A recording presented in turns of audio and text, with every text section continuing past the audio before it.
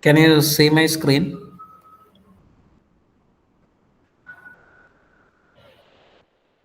Yes, sir.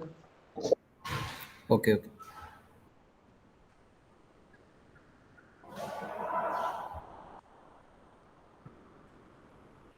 So in the last class, we studied about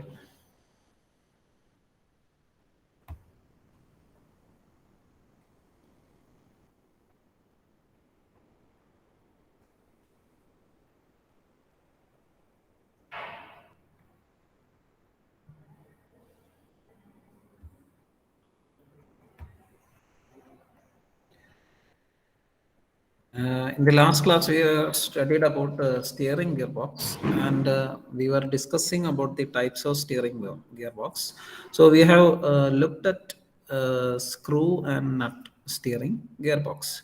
Now we are going to study next about worm and roller, then a recirculating ball, nut and rock lever, then a recirculating ball rack and sector steering gearbox. Okay, this we will discuss in today's class.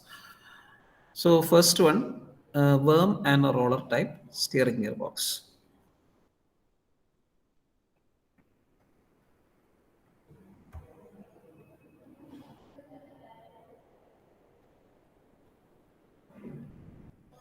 Okay, this is the figure of a worm and a roller type steering gearbox.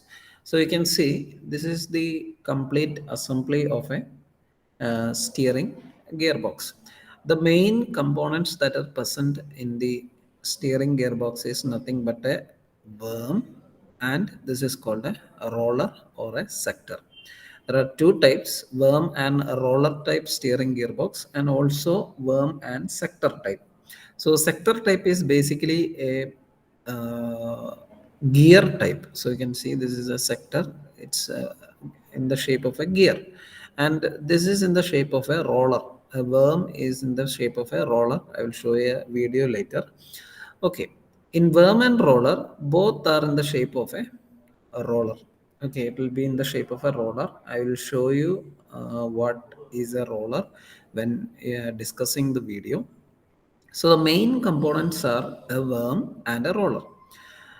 So this is the steering gear shaft that is shown here. You can see it is the steering gear shaft, and the steering gear shaft is given a rotational angle by the driver when he turns the vehicle.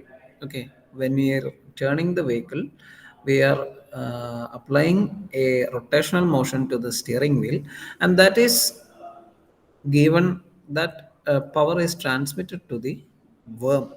This is the worm.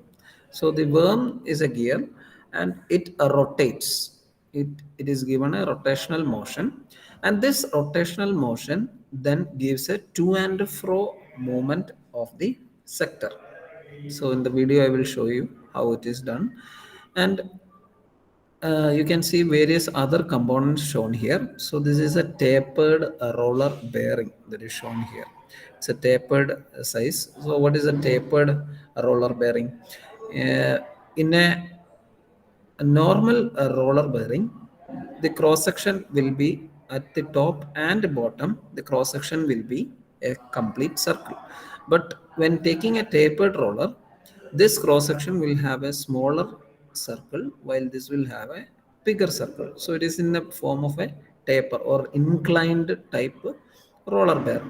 So this is provided so that the shaft is completely fixed inside the steering gearbox without any to and fro motion.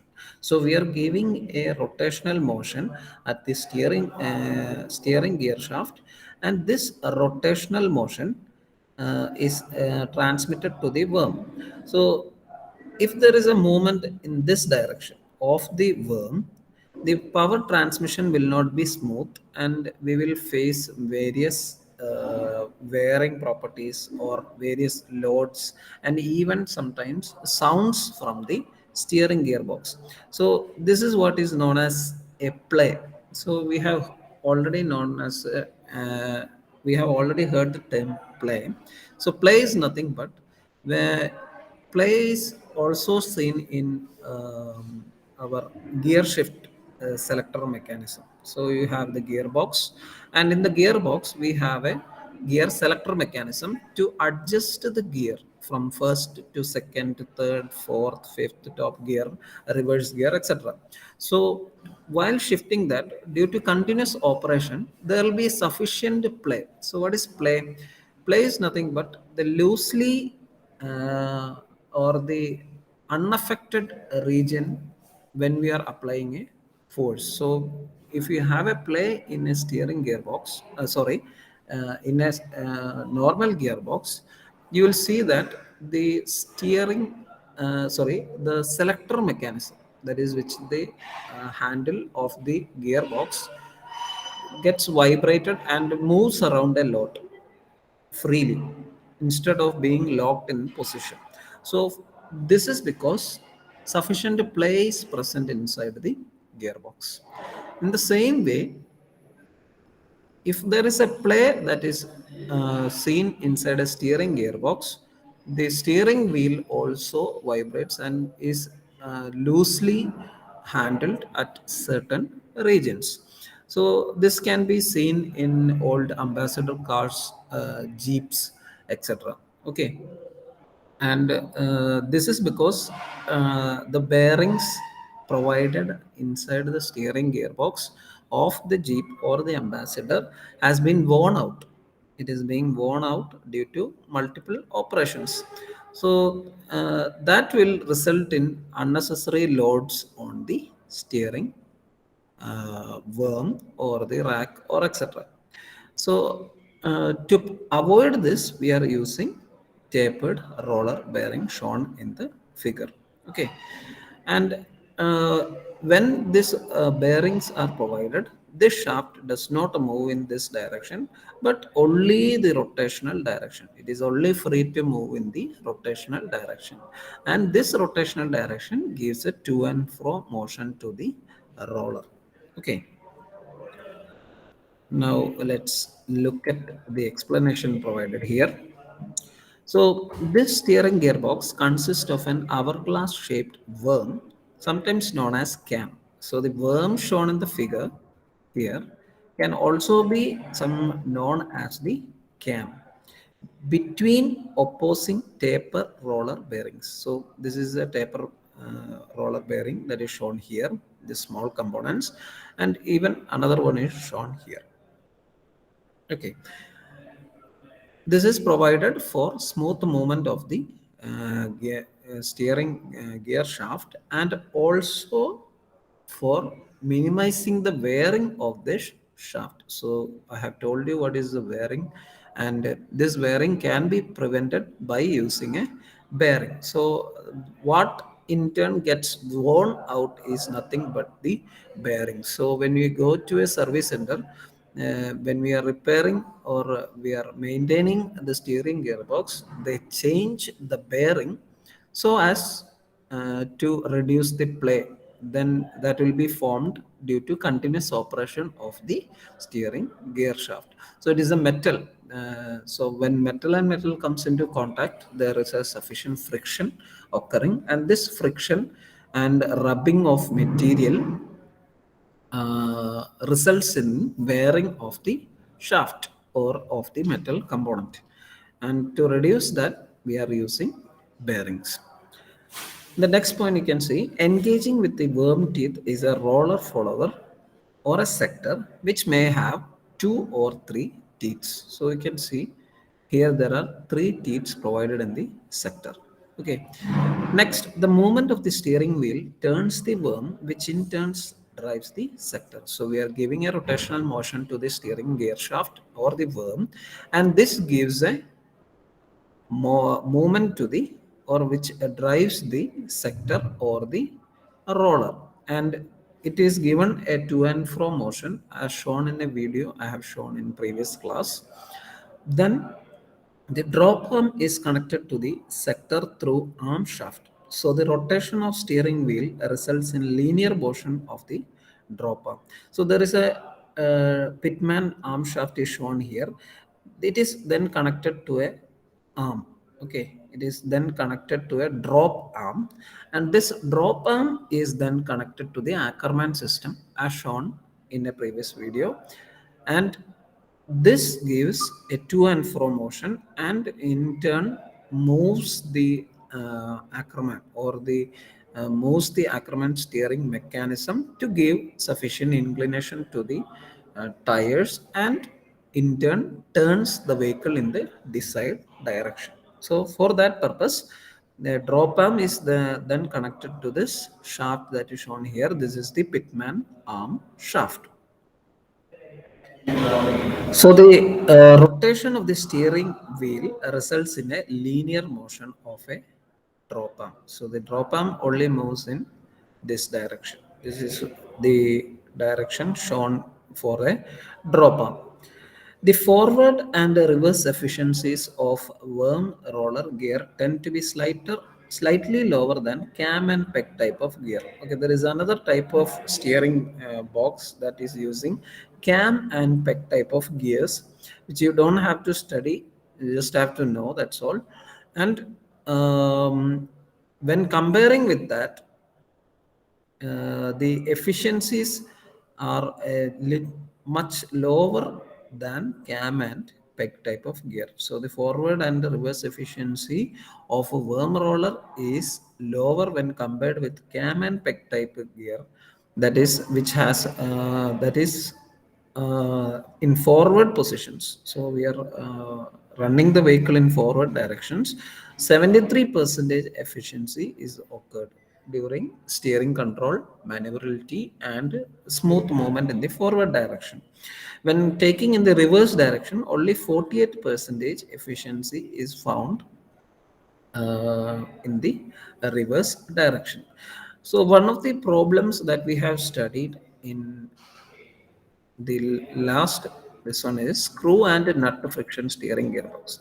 So this mechanism was later discontinued because it has for smaller turning radius, this type of steering gearbox was better, but due to unnecessary loads that occurs due to and the smaller movement that can be provided by using this mechanism, this screw and nut was replaced by a worm and roller. So worm and roller was much more feasible due to its greater steering and maneuverability control. But when comparing with cam and peg type of gear, when comparing with cam and peg type of gear, the efficiencies were lower for worm roller gear. Then, for increasing the efficiencies, higher efficiencies can be obtained by incorporating a needle or taper roller bearing between the rocker shaft and housing instead of the usual plain bush type of bearing. So, we are using a taper roller bearing shown here itself. This is the taper roller bearing, but this is provided here at the beginning of the steering gear shaft and at the end. Okay, instead of that, we are using the roller at this point. So this is where the shaft begins. So at this point, at the sectors, this common point where there's a shaft, and at that point we are providing a bearing, and also at the end of the drop arm. So the drop arm will be extended from the shaft, and at the end of the shaft or the drop arm, we are also providing a bearing. So it is said that higher efficiencies than this shown here will be shown when we are housing taper roller bearings at the pitman arm shaft and the drop arm shaft. Okay, this is how this is the working of a worm and a roller type bearing. So I'll show you a video.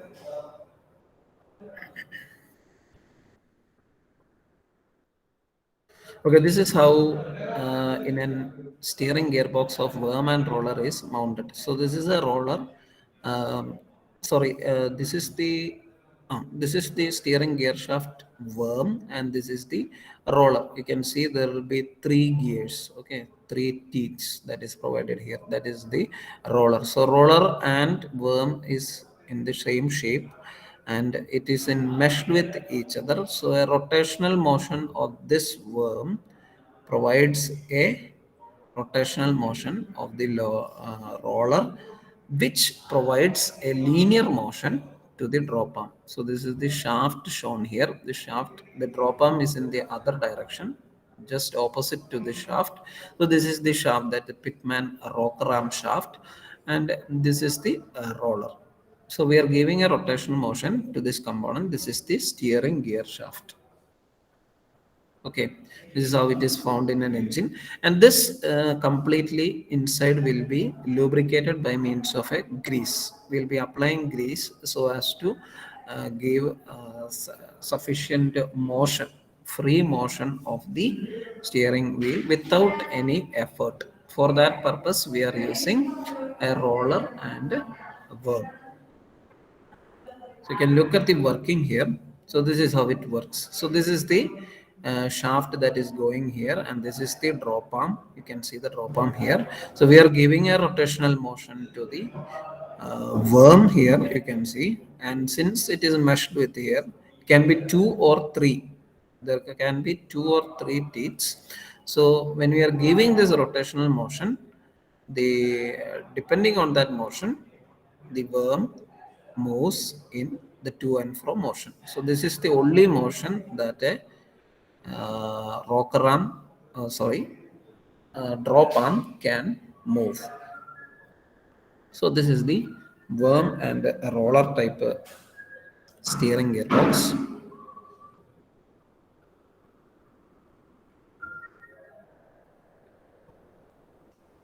Okay.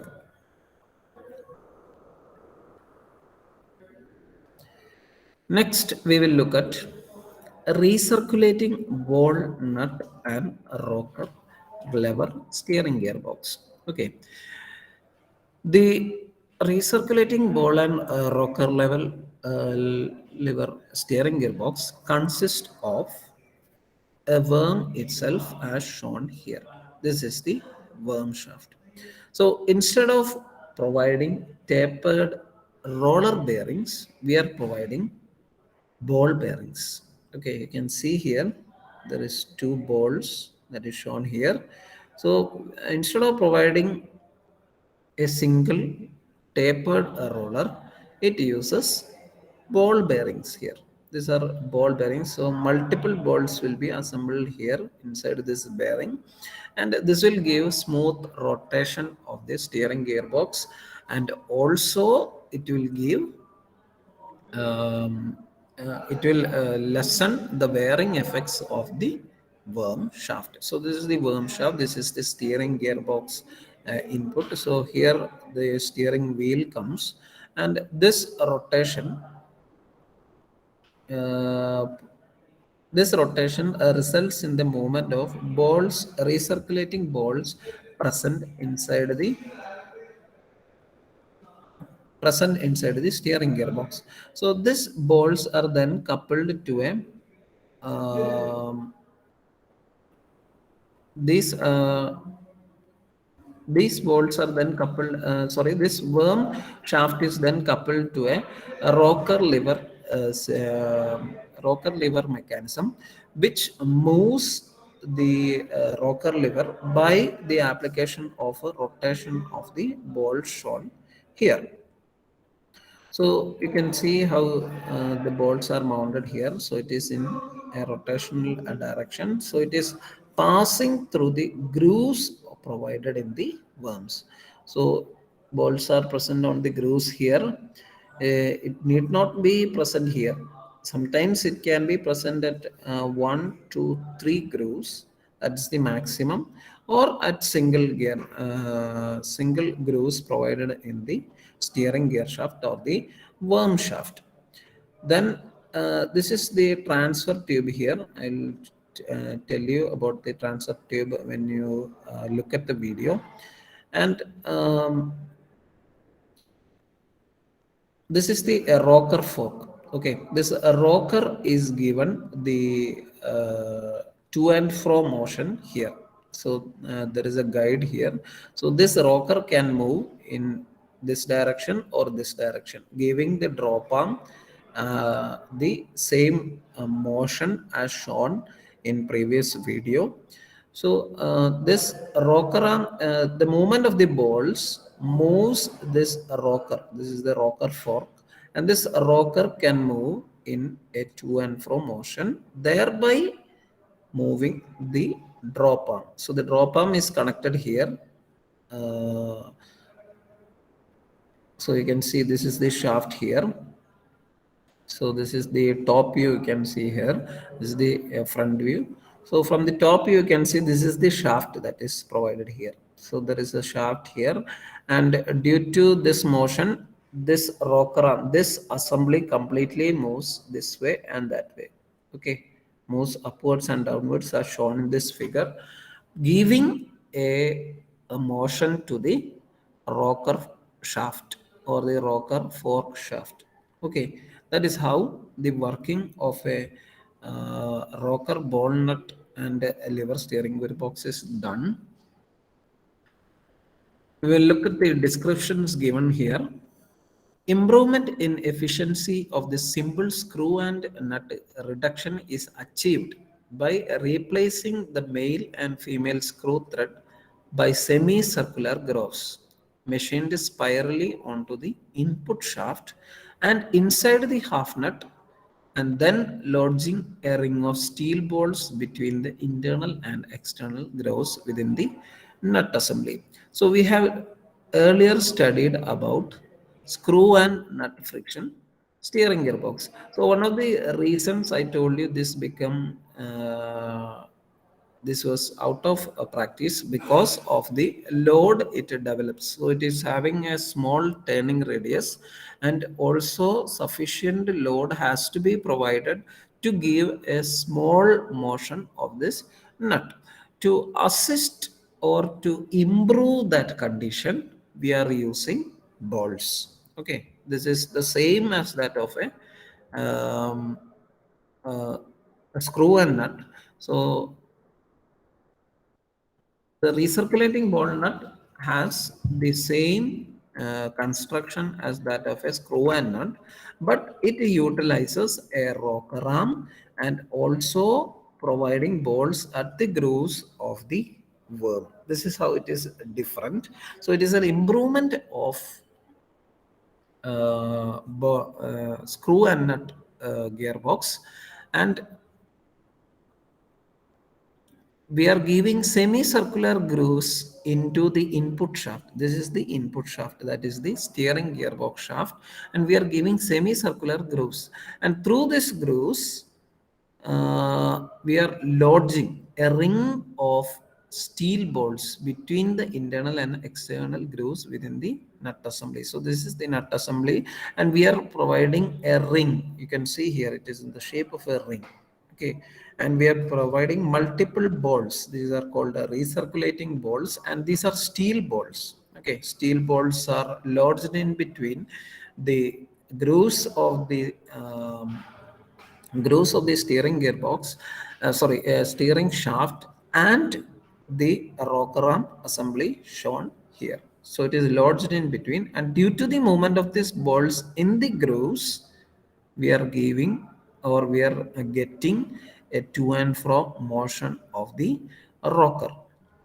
Next, the portion of the shaft with the spiral groove is known as worm. Again, this shaft is known as worm, similar to a worm and a roller type shaft.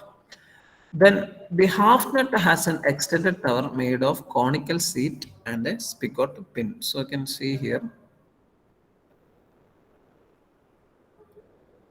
it is locked here. Okay, instead of providing bearings for locking mechanism, we are using locks shown here. Okay, you can see locks shown here,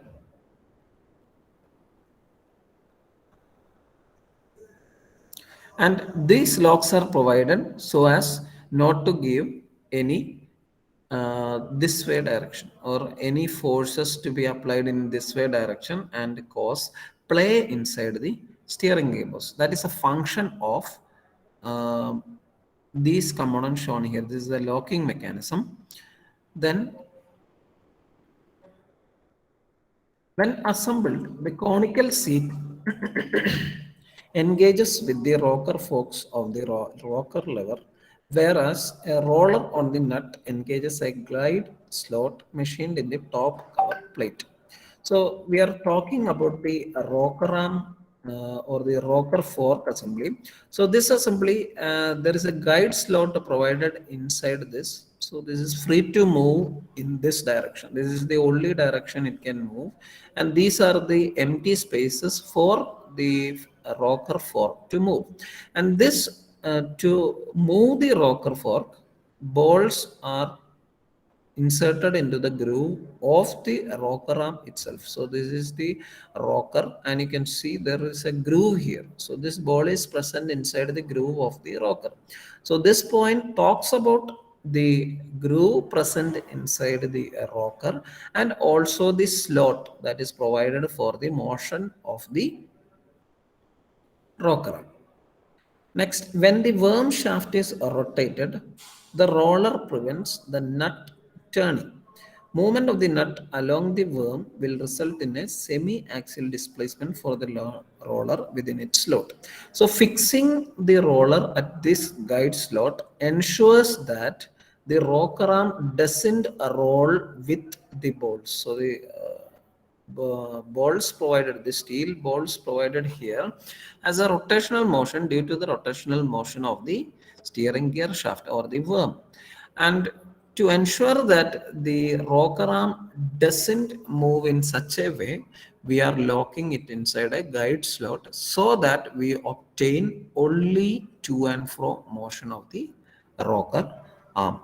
That is why it is roller prevents the nut turning. So there is no turning motion in the direction of the steering gear shaft or the worm. So rather, we are getting a to and fro or translational motion at the rocker.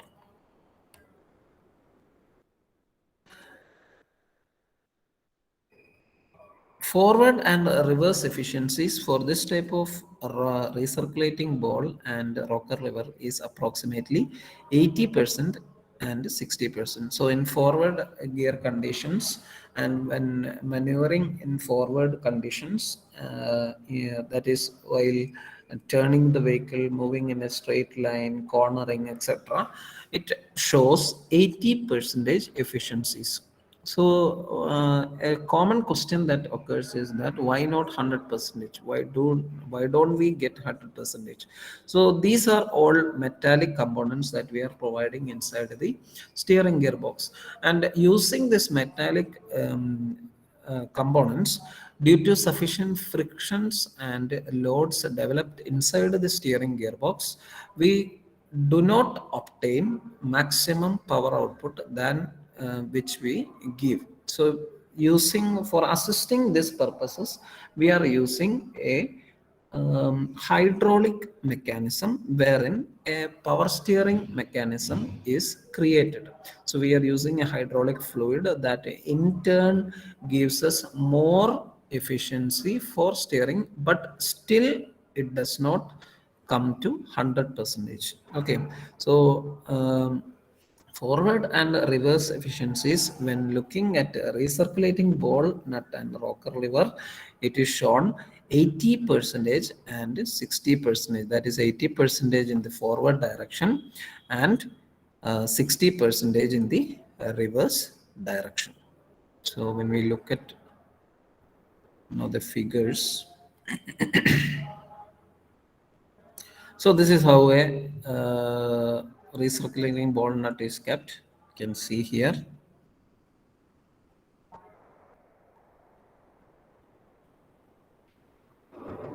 This is not, this is the next one we are going to study, but this is the one. You can see how the balls are arranged here. It can be a single ring or multiple ring. So you have already seen there is a transfer tube here. So this is the transfer tube shown here. Okay, this is a transfer tube. The same transfer tube is shown here. So the purpose of transfer tube is nothing but to circulate the ball from this point to the starting point and endlessly continuing this cycle.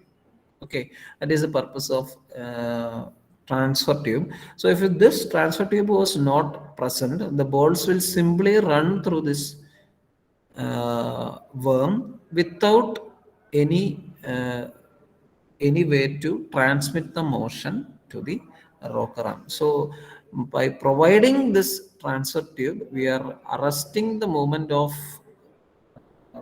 ball the ball and the steel bolts provided, and this in turn gives the motion to the rocker arm. So that is the function of a transfer tube that is shown here. This is the transfer tube.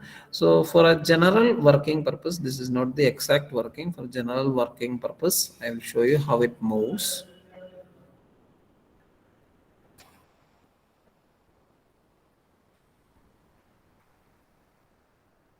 So the bolts are provided here. You can see it is provided here. There is a nut cap, and you can see how it is moving. So due to the movement of the balls provided here and due to the steering wheel rotation, this is the to and fro motion that is provided to the nut assembly or the rocker assembly that is shown here. This is the motion that is provided.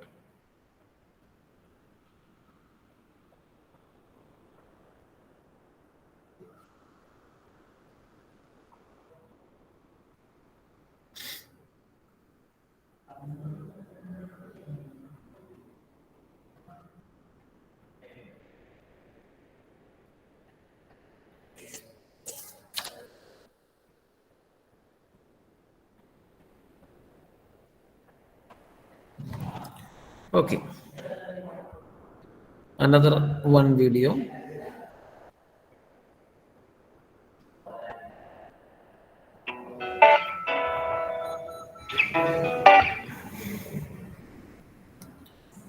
Okay, this is the nut assembly. Okay, you can see how the bolts are moving through the transfer tube. So this is how it is moving inside the transfer tube.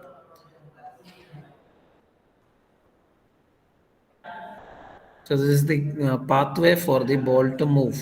So this creates a pathway and it follows this motion, you can see, and returns to this direction. So depending upon this motion, the rocker arm moves. So to understand the movement only, they have been showing like this. And when this coupled with the movement of the movement of the steering gear shaft, it gives a to and fro motion of the rocker arm. Okay, I will wind up the class.